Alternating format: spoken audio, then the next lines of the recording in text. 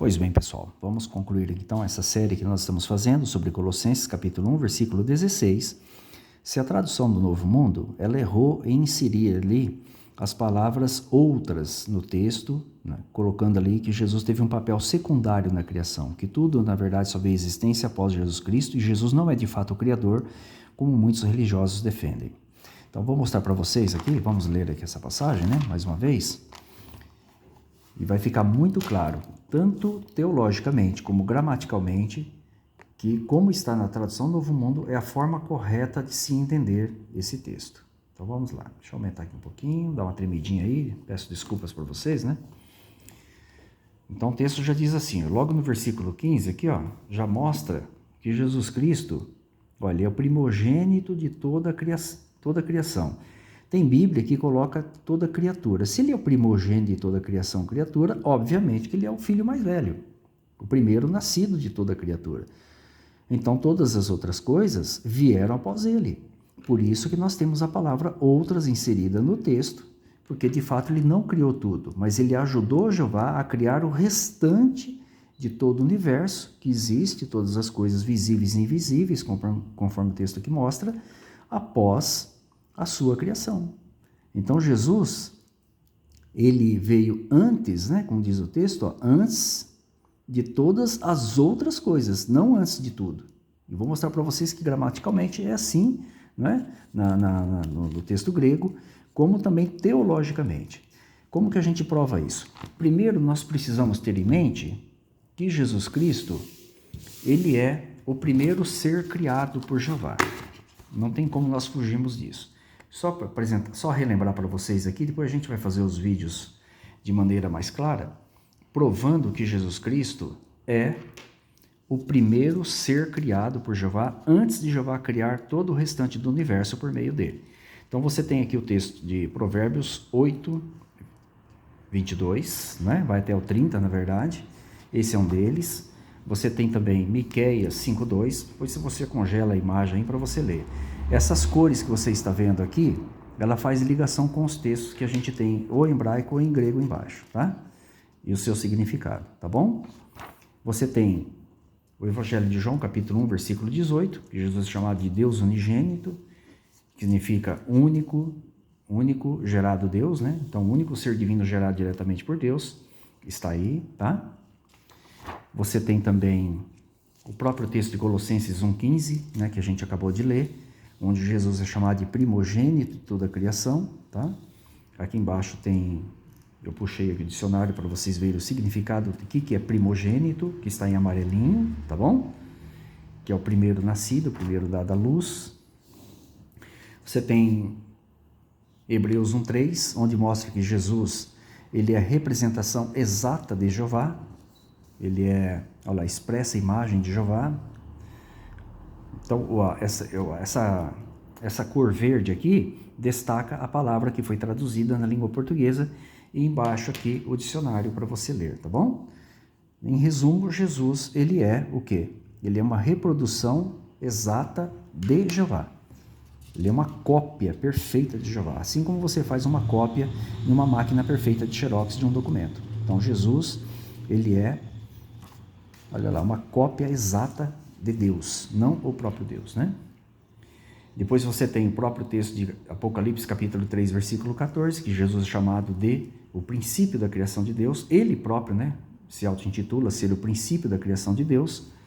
E aqui embaixo nós temos, pode-se dizer o erro, né, da Nova Versão Internacional, dizendo soberano, né, que não tem nada a ver com a palavra arche, tá? Que é essa palavrinha que você está vendo aqui, ó, tá? Aqui em grego, se tivesse escrito archon ou archomai, que seria principal ou mais importante, né? Chefe, líder, tudo bem. Mas não é isso que está aqui, tá? Aqui é a palavra arche, que é um termo simples, né? Para princípio e início de algo, tá bom? Então essas são as passagens. Depois a gente vai fazer mais vídeo detalhando isso melhor. Já mostrei para vocês também outras passagens em Colossenses, como que esse texto foi traduzido em diversas versões, né? Mostrando Jesus como sendo intermediário da criação. Inclusive até uma Bíblia evangélica, que está a primeira aqui do alto, ó, que por meio dele todas as outras coisas foram criadas. Então ele não é o Criador, por meio dele foram criadas, né? Aí a gente tem aqui o texto em grego e o dicionário explicando também, tá? Aí nós temos outras passagens que tem a mesma palavra grega, que está ali, que é a palavra panta, né? Panta. E o seu significado, tá? Então, o uso do termo grego paz, né, que é a palavra raiz, e suas variantes panta, pantes, que significa todo, tudo, ele é absoluto no texto grego? Vocês vão ver que não, tá?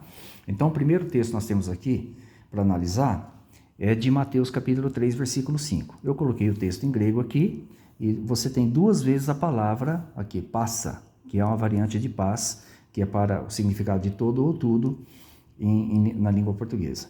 E como que ele foi traduzido, por exemplo, na Bíblia de Estudo Pentecostal, que é a João Ferreira de Almeida, revista e corrigida. Esse é o texto, tá?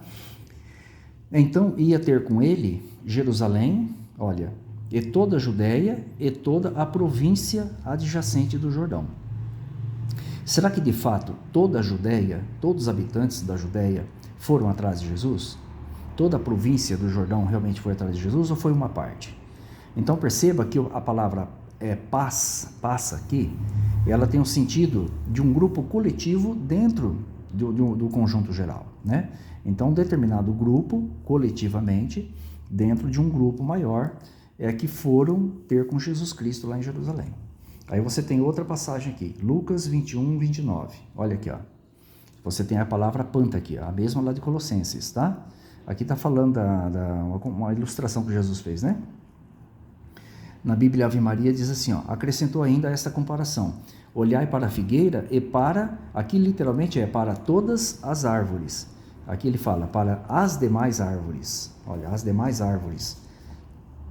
Na Bíblia para todos católica, ó, para todas as outras árvores. Veja que o significado de termo da palavra outras, está dentro do significado de panta. Então, tudo não é absoluto, também pode ser de forma coletiva, ó, para todas as outras árvores. A Bíblia Rei Jaime atualizada, olha, para todas as demais árvores. A nova versão transformadora, para todas as outras árvores. Notaram? É a mesma palavra que nós temos lá em Colossenses. Esse é um dos exemplos mais clássicos que nós temos, né? A Bíblia Viva, que é uma Bíblia evangélica, olha aqui, ó. Vejam a figueira ou qualquer outra árvore. Eles traduziram a palavra panta.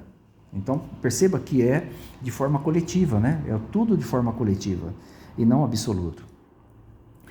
O texto de Marcos, capítulo 1, versículo 15, ele tem duas vezes a palavra, a variante de paz, que é passa e pantes.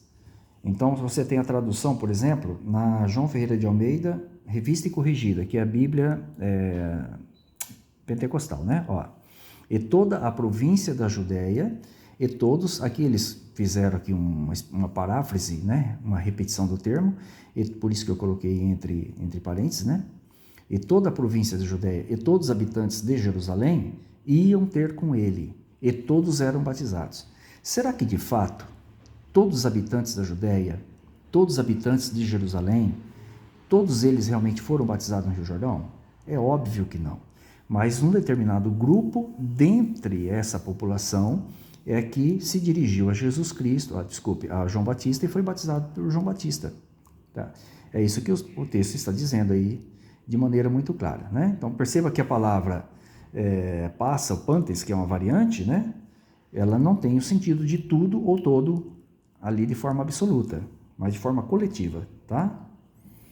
Aí nós temos outro texto, que é Colossenses 1, 23. O que Paulo afirma aqui? De maneira simples, ele diz que o evangelho do reino foi pregado, olha, a toda criatura debaixo do céu. A toda criatura debaixo do céu. Será que Paulo, de fato, conseguiu falar com todas as pessoas vivas na sua época? É óbvio que não. Toda aqui é dentro de um grupo coletivo da população que vivia naquela época. Então, ele conseguiu atingir uma boa fatia da população naquela época, tão grande que ele poderia dizer que toda criatura debaixo do céu ouviu a mensagem das boas novas do reino, né? E nós temos aqui, para concluir, Eu copiei do dicionário de Strong, que é essa chave 3956, para vocês verem o significado do termo paz, né? Esse é o termo raiz, aí tem as suas variantes conforme vocês puderam notar. Olha, inclui todas as formas de declinação, né? Cada, todo, algum, tudo, o todo, qualquer um, todas as coisas, qualquer coisa, e de forma coletiva também.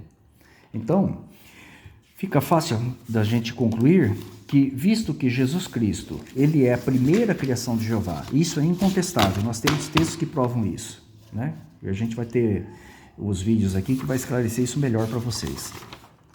Talvez até o próximo aí a gente comece a fazer, né? Esses textos aqui que eu apresentei para vocês aqui, ó, tá? E Jesus é de fato a primeira criação de Jeová. Se ele é a primeira criação de Jeová, é óbvio que todo o restante da criação, ele participou. Ele não é o Criador, ele participou do restante, ele não participou de toda a criação, mas de todo o restante da criação. Por isso que nós temos o termo aqui em Colossenses, que você vê na tradução Novo Mundo, de maneira teológica, né, pode-se dizer, e também gramatical, correta, ao afirmar que Jesus, né, ele esteve ativo ao lado de Jeová, né, como mediador da criação de todas as outras coisas que Jeová passou a criar após ele. Então, assim fica fácil de nós entendermos, tá bom? Espero que todos vocês gostem desse vídeo, né? Que possa aí sanar suas dúvidas acerca dessa passagem. Assim nós findamos mais esse vídeo, essa série também, e aguarde os próximos que nós vamos fazer. Fiquem todos com as bênçãos de Jeová.